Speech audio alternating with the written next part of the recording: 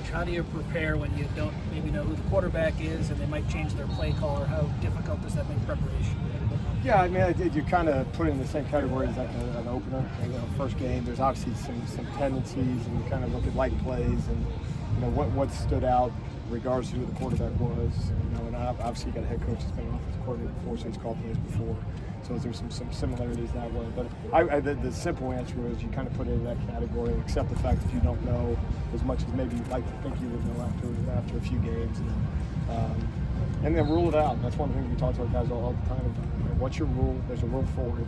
Whoever's the quarterback, who's ever playing the guard spot, who's ever the X receiver, whatever it is, there's a rule for it. And we just got to make sure we obviously hit the play button to that rule when those moments come. You wanted to work on the explosive plays over these last couple of weeks. Just what's gone into that, and how's it looked out there? Yeah, I think it's one of those things that there's no one thing that eliminates. I mean, you can line everybody on the goal line and say that we're 20 yards deep and say we kept them in front of us, but that's not going to be a very competitive defense.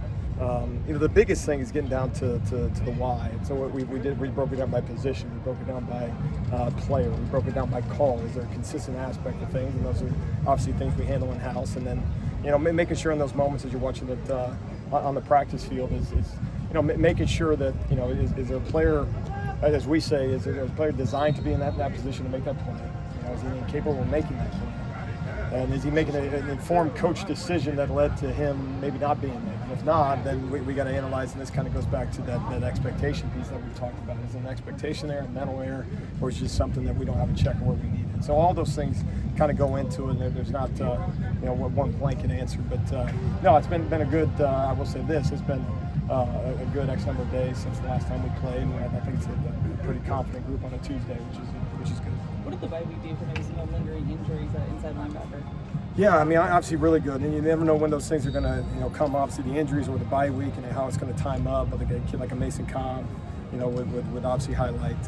And then obviously there's nagging things through 2 weeks. And they've been fortunate that a lot of guys haven't necessarily played a full 4 quarters, which never promised that. So probably fairly healthy after 3 weeks. But as you mentioned, there's certain position groups, specifically a linebacker. So no, I thought we advantaged it, and then didn't have any new issues, which is a good thing. When you were talking to I do, yeah.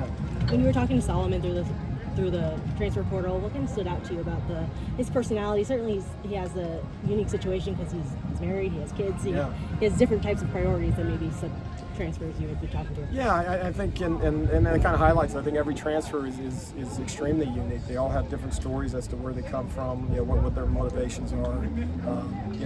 He was, at Wyoming, I coached at Wyoming previously, so we had some Laramie conversations in that, so we hit it right off in our love for Laramie. But just a unique guy who has been all business since he's been here, no, but you talk about a guy with a family, you talk about having children and stuff like that. Decisions he makes, impact a whole lot more than a lot of guys coming in out of high school at 18 years old and that. So, no, a mature voice, a mature guy. It's been a pleasure to have, and he's reaping some of the benefits of playing so much football over the course of his career, and that's a major advantage when you think about some of those young guys that just say, oh man, they just wait. He's 8 years into this thing, 6 years into this thing, and he's reaping some of those benefits, and so I'm obviously thrilled to have him.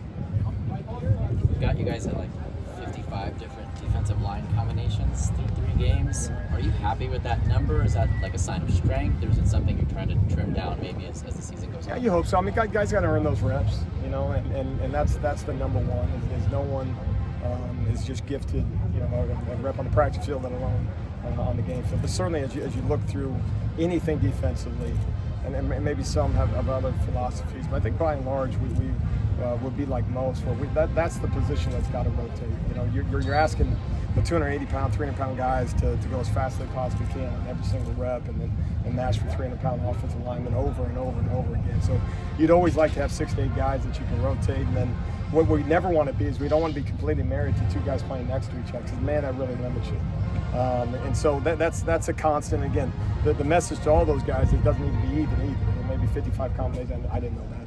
But it may be that way, but it doesn't mean each guy's getting the same amount of work. So in the end, we're just looking for production and disruption in that, and obviously the weeks you get it, it has a major impact. And so if it happens with multiple guys by committee, that's probably a good thing, honestly. Did you get any more extensive looks with players you maybe haven't seen during games in the lobby last week? Yeah, we certainly did. I mean, some young guys that. And one of the messages of some of the young guys is, it's so hard to quantify it for maybe a freshman or a transfer or some of those things in terms of the impact. How quickly fall camp goes. It seems like you say it's a month long, and obviously by days it is, but man, it goes quick.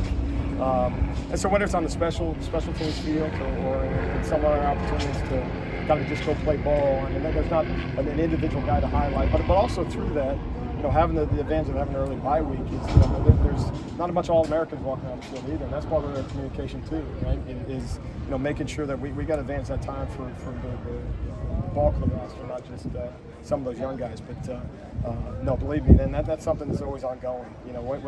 This is 9 scheduled games in front of us starting this weekend, and so a lot still out there for everybody on the roster, even if their roles haven't been extensive yet. Thank you, Coach. All right, thank y'all.